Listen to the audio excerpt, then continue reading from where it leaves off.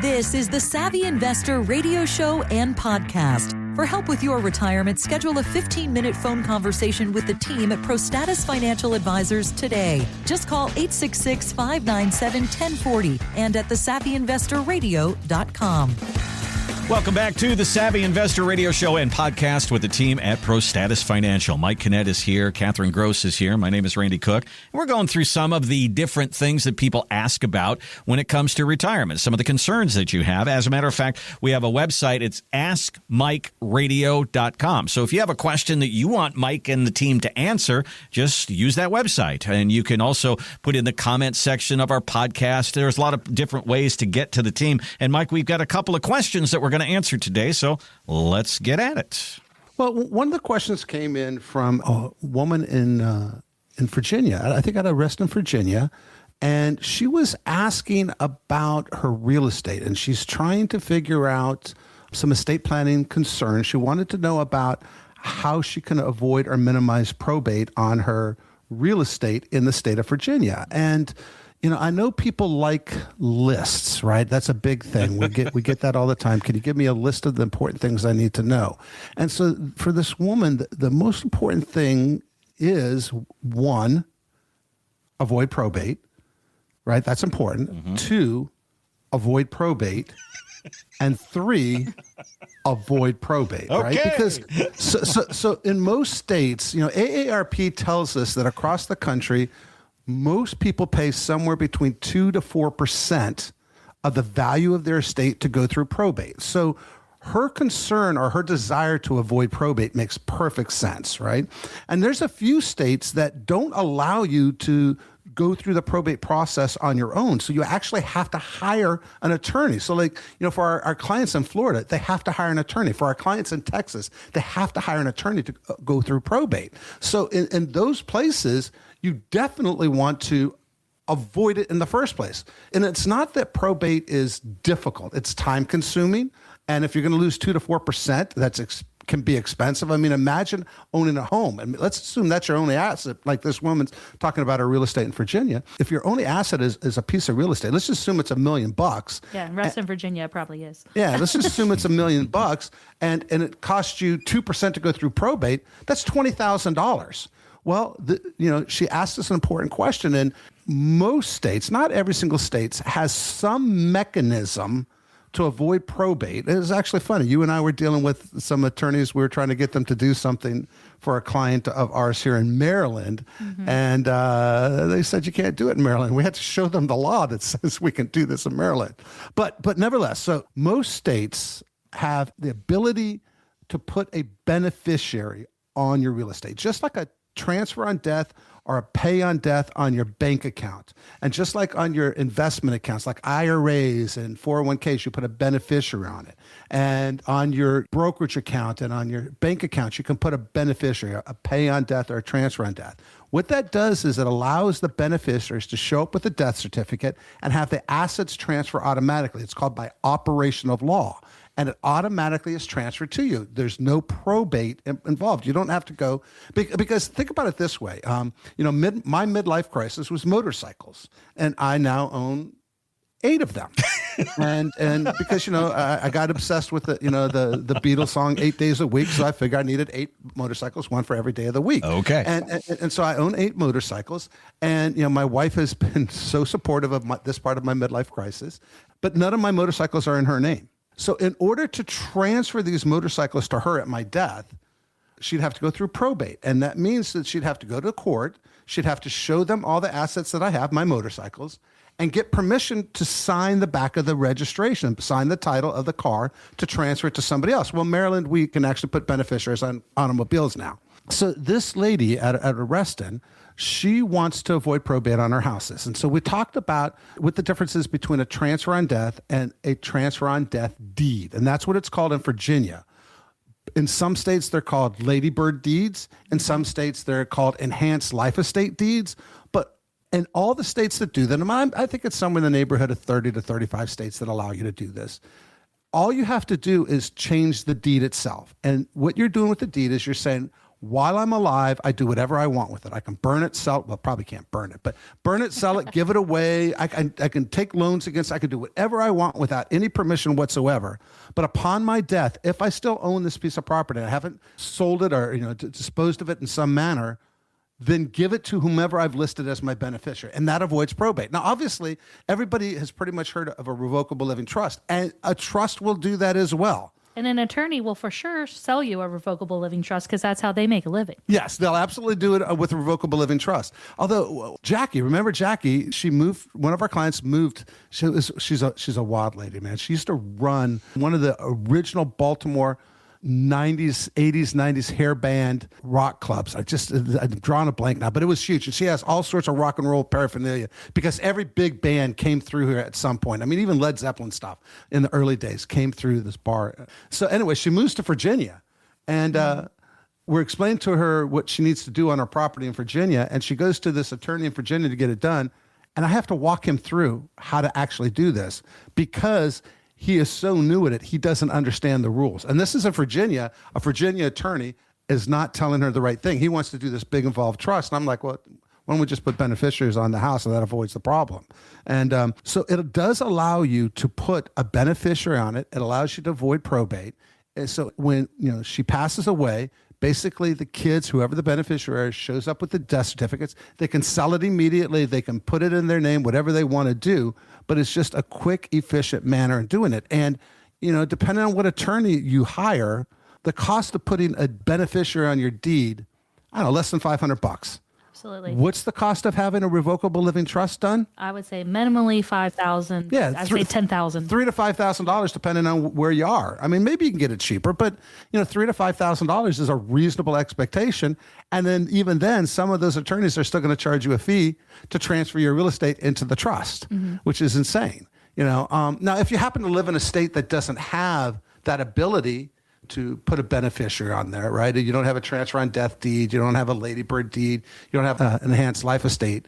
What I would tell you don't want to do, right, is you don't want to just put somebody's name on there as a beneficiary, right? That would be a disaster. Right. And you don't want to put someone on as a joint owner because there's all sorts of liabilities you're opening yourself up to as well. Exactly. If for example, I had a client, she owned a small business in Ocean City. This was back in the late 90s, and things were going really well into the mid 2000s. And in the mid 2000s, things started getting tight. And as things got tighter, she started laying off people, and there wasn't as much profit sharing and bonuses for the employees. And it turns out one of her managers was stealing, robbing her blind. Right. So unfortunately for this client, her mother had put her name on the real estate. So the mom of our client lived in Bethesda, had a big old house in Bethesda, Maryland, worth millions. The daughter owned the business in Ocean City. The daughter goes into bankruptcy to the tune of just under $1 million worth of debt. Well, what counts as her asset? Her real estate, her mom put her name on. The real estate that her mom put her name on. And now she doesn't own 100% of it. She owns 50% of it. But nevertheless, now this huge house that mom owns that has been in her family for 50, 60 years is now subject to the creditors of her daughter because she put her name on it because some idiot told mom the best way to avoid probate is just put your daughter's name on it. And to make matters worse, and you were talking about this earlier in the show about the step up in basis. Mm-hmm. Yeah, absolutely. So if you put your kids as a joint owner, then you're losing half of the tax advantages of a step up in basis, because when you pass away, instead of your kids inheriting your house at the value that it is at your date of death, they're now inheriting it at the same basis or half the basis from when you originally bought it, which for most people, I mean, I know my grandparents, they bought a house in Virginia in Falls Church. They bought it for, I think, $27,000. They sold it for, they both passed away. They sold it for like $680,000 and they bulldozed it and built a McMansion on it. So, right. So think about the tax consequences of, buying a house for $27,000 and your kids' names are on it and they inherit it for $600,000, what that tax bill is. Right. Because if you put your kids' names on it in that situation, their tax basis would have been 27,000 or whatever you said. So the gain would have been 600 plus thousand. Exactly. But by inheriting it because they are a beneficiary, a transfer on death, all of a sudden, boom, that tax bill goes away and they're only paying tax on the subsequent gain. So when your grandparents died, it was worth 650,000. If they held on to another year and it sold for 750, they'd only pay tax on that additional 100,000. Exactly. Just a much better way to do it. Just a much better way to do it. Now I know we have a couple other questions that we want to address here in the time that we have left. Catherine, another question that came through was just, what are more tax efficient ways to pay for Medicare premiums? Now, and I want to distinguish between Part A, Part B, and then the rest of the alphabet, right? Right.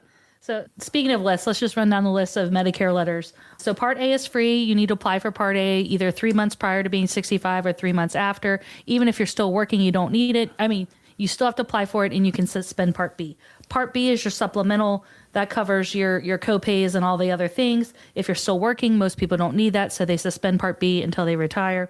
Although your employer might force you. A lot of them are to cut costs or forcing people to do it, and then they're reimbursing you the cost of it. Special federal employees, you have a great deal, but you have to pay attention to the rules. Yeah, and then you have your Part C and C is Advantage. I don't see too many people buying C anymore, but D is your prescription plan, and then G, F, J, L, M, L, P, Q, R, S, T, U, V, W, X, Y, Z. Yeah, a bazillion of them. And all of them come with a different plan.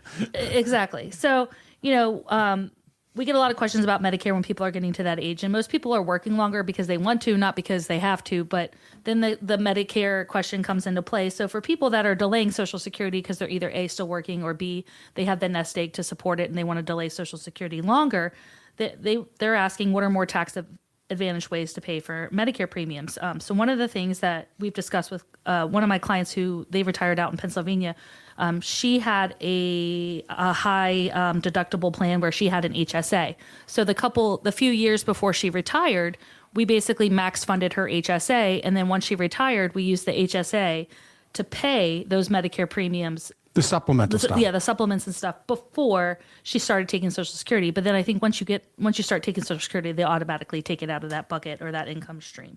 Right. So that's one tax advantage way. And another, people will say, well, do I pay it from IRA or pay it from Roth? Medicare premiums are also deductible, and with the new tax rules, with the medical, state and local tax, charitable gifting and all that, there's a higher level of deductions we can do there. Kind of same thing with like paying the mortgage off, you're losing that deduction as well. So at least between now and 2028, there's ways to kind of maximize the itemized deductions. So there's different ways to discuss that on how to pay the Medicare premiums, but most importantly, when to apply and what letters you actually need. Right, which letters you actually need. Now, Randy, I know we need to wrap up here shortly, but I think you said you had a question that we wanted to address, or do we want to tease them and make them wait till next week? I think we probably need to do that because we've gone pretty long here on some of these questions here, and I got one that we're going to do next week, and that is a guy who wonders if he should still be in his 401k at work.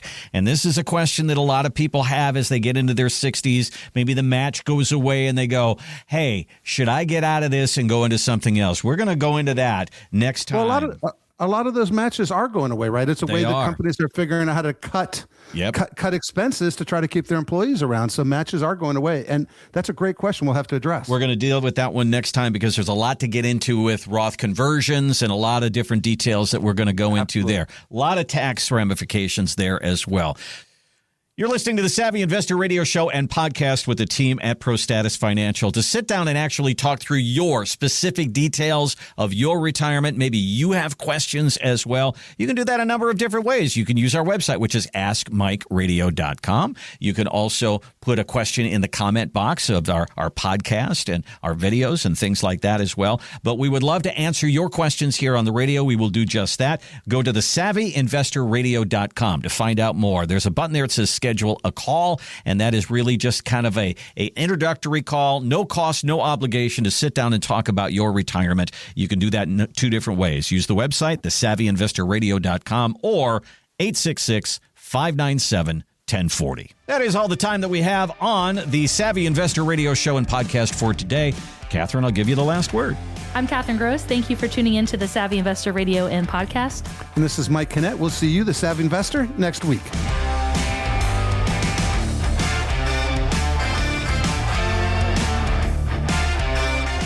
Advisory services offered through ProStatus Financial Advisors Group, a registered investment advisor. Insurance licensed in Maryland. ProStatus Financial Advisors Group, LLC is not licensed in all 50 states. To find out if ProStatus Financial Advisors Group is licensed in your state, please call 410-863-1040. ProStatus Group, LLC is not affiliated with nor endorsed by the Social Security Administration or any other government agency and does not provide legal or tax advice. Annuity guarantees rely solely on the financial strength and claims-paying ability of the issuing insurance company. By contacting us, you may be provided with information about insurance and annuity products offered through representatives of ProStatus Financial Advisors Group.